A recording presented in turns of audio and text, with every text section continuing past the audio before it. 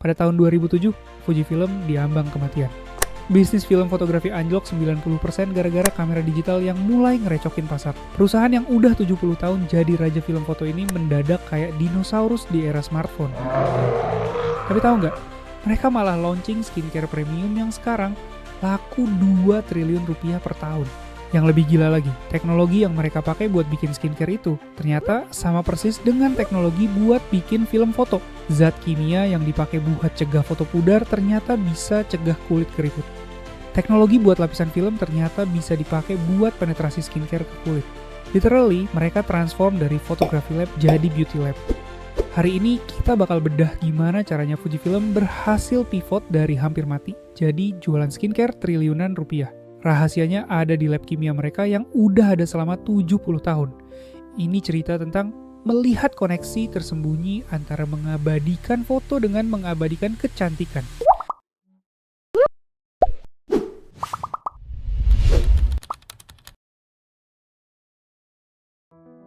Tahun 2000 sampai 2012 adalah kiamat untuk kamera film.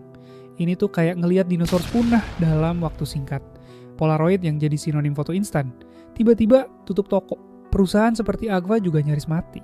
Perusahaan fotografi terkemuka Kodak terancam bangkrut imbas terlilit utang 500 juta dolar Amerika Serikat atau bahkan Kodak yang dulunya bernilai 500 triliun rupiah sampai bangkrut total.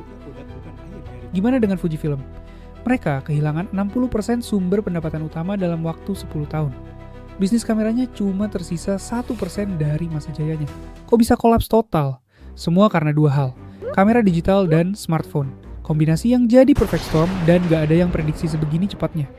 Dulu orang beli satu roll film buat 36 foto, sekarang bisa jepret ribuan foto tanpa bayar apa-apa.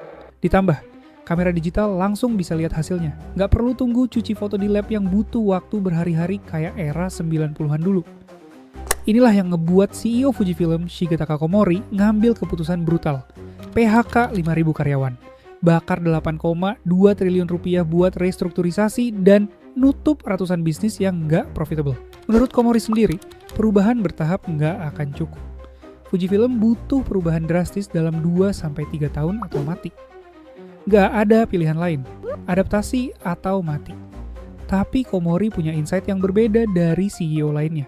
Daripada mati-matian defend bisnis film yang udah kayak ngeladenin mayat hidup, baiknya manfaatin 70 tahun keahlian mereka di bidang kimia buat masuk industri lain.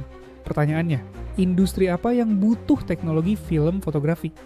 Dan jawaban yang mereka temuin bener-bener out of the box banget. Semua dimulai di lab riset Fujifilm yang udah kayak gudang harta karun kimia. Mereka punya lebih dari 200.000 zat kimia yang dikembangkan buat cegah foto pudar selama puluhan tahun. Plot twist yang mind-blowing. Ternyata foto film dan kulit manusia punya struktur yang mirip. Keduanya berlapis tipis dan mengandung kolagen sebagai komponen utama. Zat kimia yang buat atur komponen film ternyata bisa dipakai ke kulit manusia. Fujifilm sadar keahlian mereka di bidang kimia selama 70 tahun bisa diaplikasikan ke industri kecantikan dengan sedikit modifikasi. Akhirnya, Fujifilm melakukan riset intensif selama 3 tahun yang ngabisin ratusan juta dolar. Hasilnya revolusioner. Zat kimia yang biasa digunakan untuk foto film berhasil dimodifikasi untuk digunakan pada kulit manusia. Teknologi. Dari hasil riset gila ini, mereka launching produk skincare yang mengubah segalanya, yaitu Astalift. Teknologi nano yang diterapkan pada Astalift ini bukan cuma gimmick marketing. Mereka benar-benar transfer ilmu engineering mereka dari bikin film foto yang harus akurat sampai nanometer, yang kemudian dijadiin skincare yang bisa tembus lapisan kulit terdalam. Teknologi sama, tapi buat produk yang berbeda. Terus di tahun 2007, Astalift pertama kali diperkenalkan ke publik dengan marketing strategi yang jenius banget. Daripada nyembunyiin sejarah fotografi yang dimiliki, mereka justru menjadikan itu centerpiece. Photogenic Beauty menjadi tagline Astalift. Mereka melakukan kampanye dengan ngeyakinin konsumen. Kalau kita bisa bikin foto awet 100 tahun, pasti kita juga bisa bikin kulit awet muda.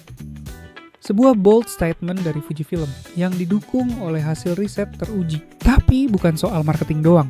Produknya juga berkualitas banget. Kayak misal produk flagship Astalift yaitu Jelly Aquarista. Produk ini punya tekstur jelly yang meleleh di kulit, inovasi yang nggak pernah ada sebelumnya di industri skincare. Astalift memposisikan dirinya sebagai brand premium. Satu jar Jelly Aquarista, 40 gram dijual 1,5 juta rupiah.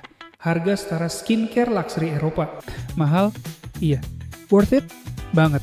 Ya karena inovasi yang mereka tawarkan nggak ada yang bisa tiru.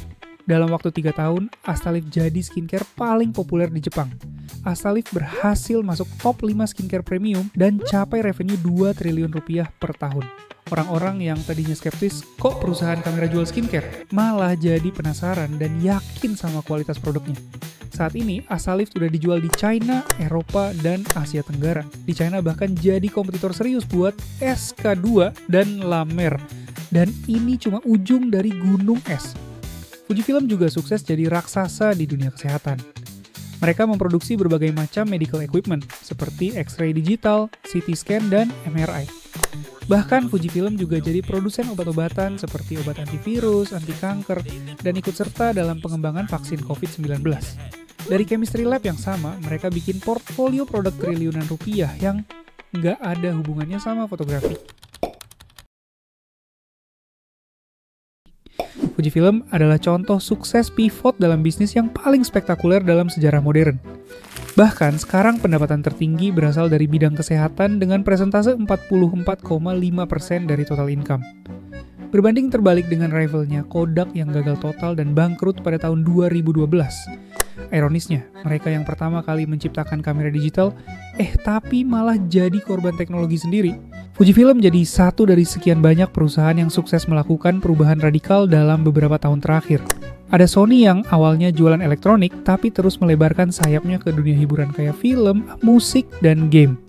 Ada juga Netflix yang awalnya rental DVD dan sekarang jadi streaming service terbesar di dunia. Tapi yang bikin Fujifilm spesial, mereka yang paling berani keluar dari comfort zone dan masuk industri yang bener-bener beda 180 derajat. Dari Fujifilm, kita belajar kalau disrupsi bisa jadi opportunity in disguise. Saat semua orang panik karena industri film mati, mereka melihat sumber daya yang mereka punya dan malah nemuin tambang emas di bidang kecantikan. Kadang, yang kelihatan kayak end of the world sebenarnya beginning of something bigger and better. Udah, segitu dulu ceritanya. Abis ini gue skincarean dulu ya. See you in the next video.